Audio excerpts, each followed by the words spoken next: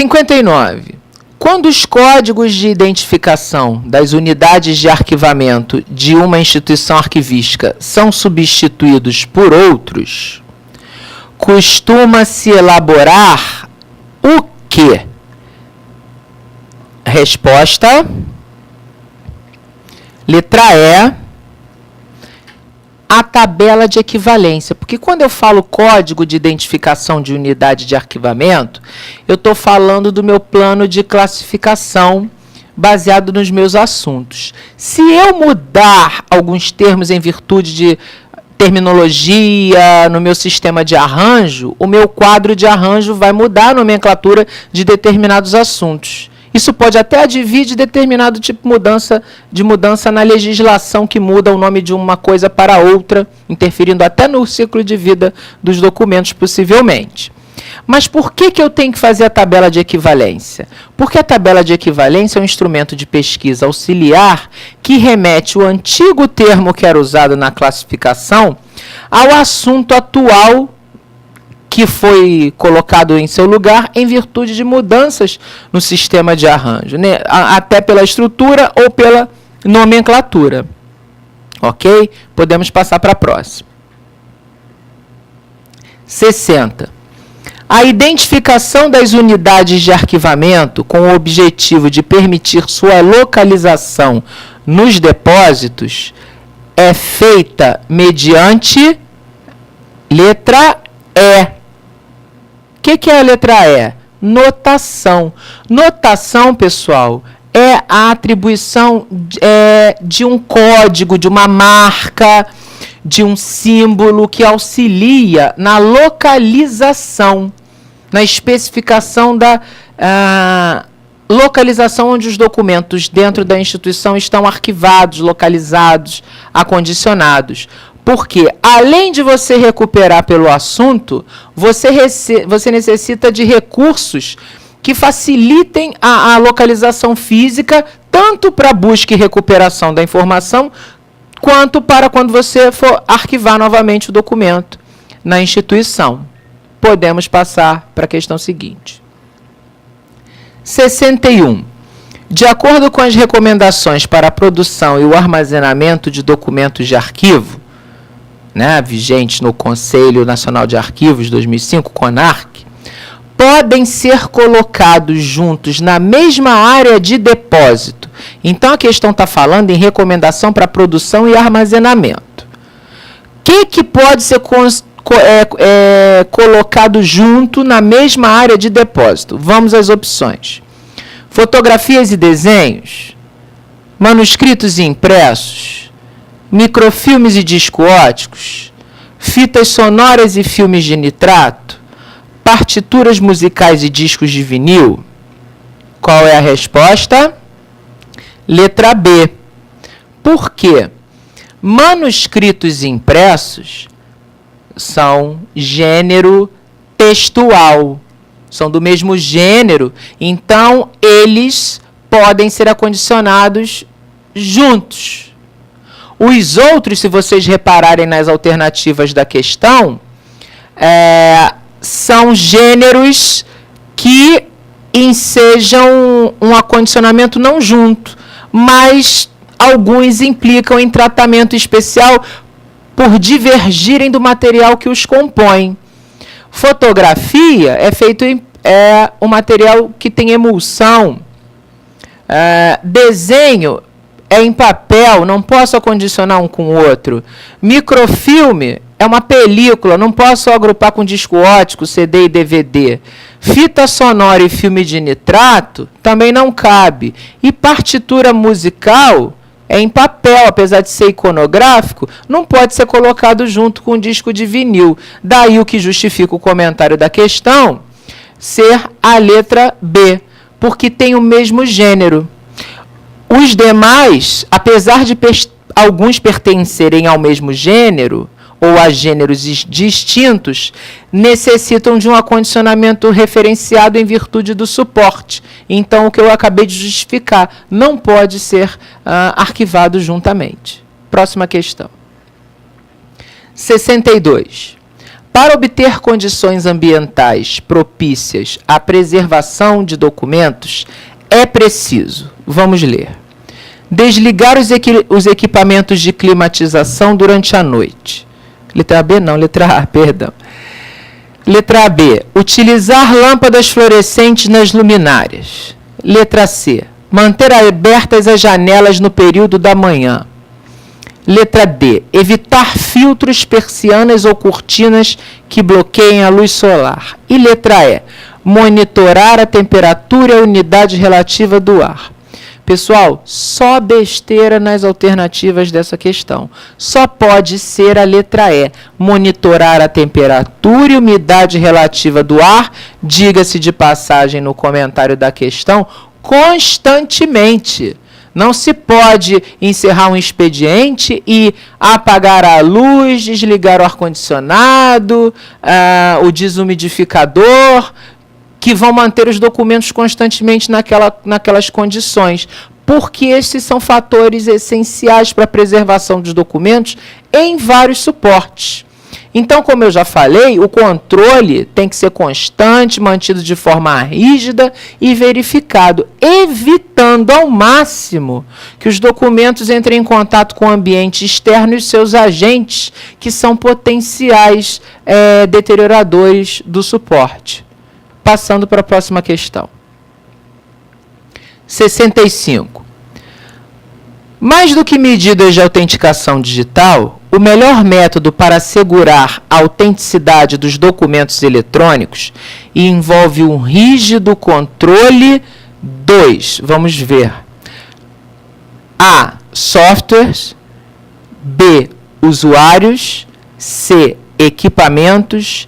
D. Metadados. E. Operadores. Resposta para essa questão. D. Só pode ser metadados. Ah, professor, o que metadado tem a ver com autenticidade no documento digital, eletrônico, né, digital, digitalizado? Vamos lá. Metadados, para arquivística, são tidos como descritores de informações. São informações anexadas ao documento eletrônico que a gente não vê, mas estão lá dentro do software do sistema operacional da máquina, que informam como o documento e a informação foram registrados no ambiente eletrônico. E a autenticidade, que é um termo cunhado pela diplomática, preconiza o quê? Que a autenticidade do documento, independente agora se ele é eletrônico ou convencional, em papel, está ligado a manter uma informação no suporte original no qual ela foi gerada. E com os campos pertinentes que aquela configuração que o documento assume tem que ter para se tornar autêntico e fidedigno. Não é diferente a aplicação da diplomática no contexto dos documentos eletrônicos, pois existem os metadados específicos que os documentos eletrônicos têm que conter para serem considerados diplomaticamente assim autênticos, para garantir inalterabilidade do suporte original onde eles foram registrados e das informações nele contidas, proporcionando confiabilidade, tanto no suporte quanto no conteúdo, e fidedignidade, quer dizer, feito, assinado, chancelado por alguém com autoridade para garantir que aquele conteúdo vale para o que se propõe. Então, isso garante a autenticidade dos documentos eletrônicos nesse contexto. Então, isso está informando, como eu já falei, que o suporte e o conteúdo documental não foram alterados, estão íntegros. E isto é imprescindível nesses ambientes devido à possível fragilidade de corrupção de dados do ambiente digital.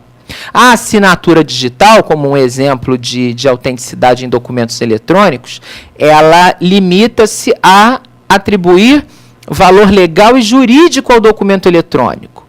Mas há que se preservar a questão da autenticidade no sentido da integridade do suporte e da informação. Mas para carregá-lo de valor legal, a assinatura digital é um dispositivo que, além de autenticidade, confere legalidade, ou seja, o documento pode ser usado para fins legais, probatórios, jurídicos nesse contexto. Então, metadados são essenciais para a configuração de autenticidade, confiabilidade, fidedignidade e mais a assinatura digital, a legalidade do documento eletrônico. Vamos à próxima questão. 66. Quando um documento múltiplo contém itens digitais e não digitais, diz-se que ele é, letra A, híbrido, duplo, bicéfalo, composto, misto. Resposta correta, letra A, híbrido. Um documento híbrido, o ambiente híbrido, ele é caracterizado por manter documentos sob diversos suportes. Então, representa um conjunto acumulado em virtude das funções, das atividades da estrutura de uma organização, mas em que, nesse espaço, os suportes onde as informações estão registradas não são únicos, eles podem variar. Ou seja, eu posso ter papel, claro, dentro das condições climáticas de luminosidade e umidade separados, né, ou acondicionados separadamente de acordo com as suas características. Mas no ambiente híbrido eu tenho documentos sob vários suportes, papel, fotografia, CD, DVD, filme, microfilme, tudo resultante da acumulação do resultado das atividades de uma instituição. Isso eu chamo de ambiente híbrido. Passemos à questão seguinte.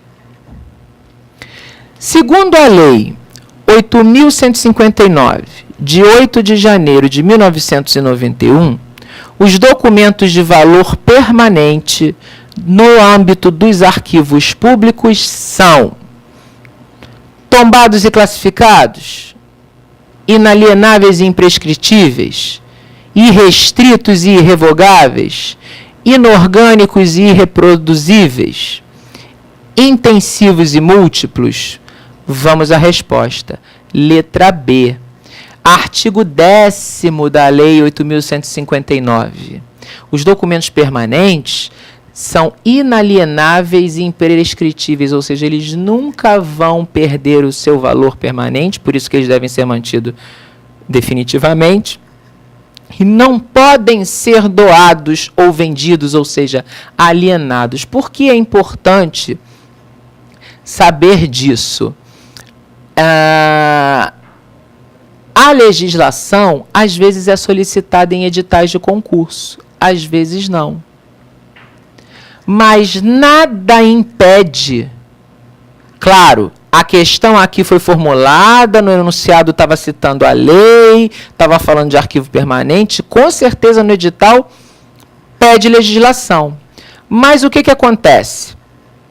Em editais onde ele não pede a legislação, ele não pode citar a lei. Mas nada impede que ele retire da lei uma parte, um artigo ou um parágrafo que tenha a ver com a teoria arquivística e jogue na íntegra, fazendo ou não alterações, colocando ou suprimindo alguns termos específicos, para pegar o candidato na marcação da resposta. Por isso, pessoal, querendo ou não, estando ou não no edital, o contato com a legislação arquivística que está atrelada à teoria que a gente viu é importantíssimo para ampliar o conhecimento de vocês no sentido de aplicar, marcar melhor as respostas e não ceder às pegadinhas. Questão 70.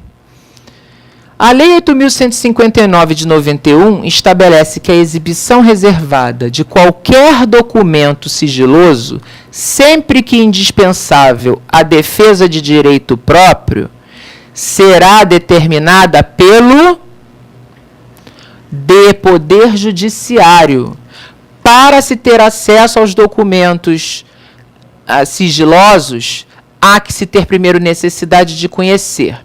E para nós, indivíduos, nós temos que requerer ao Poder Judiciário autorização para obter essa exibição reservada dos documentos sigilosos para defesa de direito próprio ou esclarecimento de situação pessoal da parte. Isso está no artigo 24 da Lei 8.159 de 91.